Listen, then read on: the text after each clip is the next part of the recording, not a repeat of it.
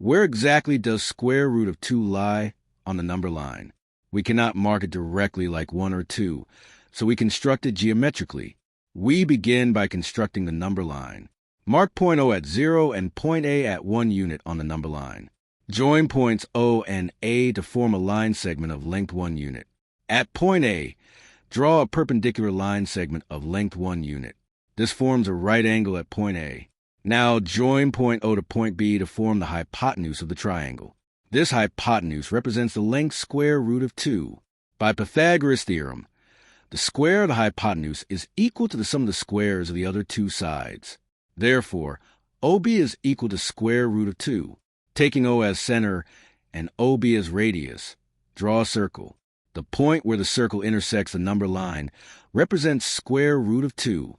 Similarly, on the left side, we obtain minus square root of 2.